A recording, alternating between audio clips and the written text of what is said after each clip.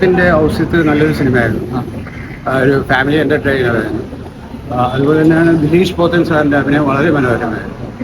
Performance ഒക്കെ ബാക്കി വിജയരാഘവൻ വിജയരാഘവന് പക്ഷെ കുറച്ച് സീനുകളിൽ ഉണ്ടെങ്കിലും നല്ലൊരു അഭിനയമായിരുന്നു കാഴ്ചവെച്ചത്. അതേപോലെ തന്നെയാണ് നല്ലൊരു കലാഭവൻ ഷാജോണിന്റെ അഭിനയം വളരെ ഇതൊരു ത്രില്ലർ ടൈപ്പാണ്. ട്രെയിലർ കണ്ടിട്ട് ത്രില്ലർ അല്ല, ഒരു ഫാമിലി എന്റർടൈനർ. പിന്നെ അതിൻ്റെ ഇടയിൽ ഒരു ചെറിയൊരു ക്രൈം കൂടെ ഉണ്ടെന്നേ ഉള്ളൂ. പക്ഷെ അതൊരു നല്ലൊരു മെസ്സേജാണ് സമൂഹത്തിന് സെൻഡ് ചെയ്യുന്നത്. എങ്ങോട്ട് പെർഫോമൻസ് ആരായിരിക്കും? ദിലീഷ് പോത്തനാണ് ഫുൾമാർ. എങ്ങോട്ട് വിജയരാഘവൻ സാറും മോശം. ചെറിയ സിനിമയാണ്. പിന്നെ ഫസ്റ്റ് ഹാഫ് വരെ ഒരു കുഴപ്പമില്ല. പിന്നെ അത് കഴിയുമ്പം നല്ല ബോറിംഗ് ആയിട്ട് തോന്നും. പക്ഷെ ഒരു വലിയ ബഹളമൊന്നും ഇല്ലാത്ത ഒരു ചെറിയൊരു മൂവി. പിന്നെ ദിലീഷ് പോത്തനും ഷാജോനും പുള്ളി രണ്ടുപേരും നന്നായിട്ട് പെർഫോം. നല്ലൊരു ഒരു ത്രില്ലർ പോലെയൊക്കെ ഉണ്ടാക്കാൻ ശ്രമിച്ചു, പക്ഷെ ഒന്നും ഏറ്റിട്ടില്ല. അതൊരു കുഞ്ഞു സിനിമ, വലിയ മുതൽ മുടക്കൊന്നും ഇല്ലാത്ത ചെറിയൊരു സിനിമ.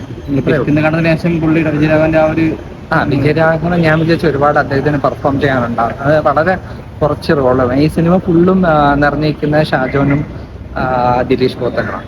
ഹേമന്ത് മേനോനുണ്ട്, സൈരനുണ്ട്. അവരൊക്കെ ഇങ്ങനെ ചെറിയ ചെറിയ കഥാപാത്രങ്ങൾ. ലേനയുണ്ട്. അവരൊക്കെ ചെറിയ കഥാപാത്രങ്ങൾ. ചെറിയൊരു ഫിലിം. പക്ഷെ നമുക്ക് ആ സിനിമ നമുക്ക് ഇത് ഫസ്റ്റ് ഹാഫിന് ശേഷം ഭയങ്കര ബോറിംഗ് ആയിരുന്നു. പറയുമ്പോൾ ഒരു ക്രൈം നടക്കും, പക്ഷെ ആ ക്രൈം എന്താണെന്ന് നമുക്ക് പ്രേക്ഷകർക്ക് കിട്ടും. പിന്നെ അതിൻ്റെ ഒരു ഇൻവെസ്റ്റിഗേഷൻ പോലെ കാണിക്കുക. ഇൻവെസ്റ്റിഗേഷൻ പാർട്ടൊക്കെ ആണ് ഭയങ്കര ബോറിംഗ് ആണ്. കുസുതിയാണ് ഒരു ഓഫീസറായിട്ടൊക്കെ. ആ കേസ് അന്വേഷണം ഒരു ത്രില്ലിംഗ് ആയിട്ടുള്ള രീതിയിൽ കൊണ്ടുപോകണമെങ്കിൽ നമുക്ക് ഒരു പിന്നെയും കണ്ടിരിക്കാം. പിന്നെ അതാവുമ്പം ഒരു രസമായിട്ട് എടുത്തില്ല. തിരക്കഥ ഫുള്ളില്ല. ഒരു എന്താ പറയുക, കുറച്ചാളുണ്ടായിരുന്നു. പിന്നെ വലിയ ഈ പറഞ്ഞ പോലെ വേറെ അക്രമം ഭയങ്കര ബഹളമൊന്നും ഇല്ലാത്ത ഒരു സൈലന്റ് ആയിട്ട് പോകുന്നത്. നല്ല പടം കുഴപ്പമില്ല. എടുത്ത് പറയാൻ കൊള്ളാം. ഷാജോണും എല്ലാം കൊള്ളാം. ജീവരാഘവൻ കൊള്ളാം. എല്ലാം നന്നായിരുന്നു. ഒരു സസ്പെൻസ് പോലെ കുഴപ്പമില്ല. ആക്ടിംഗ് ഒക്കെ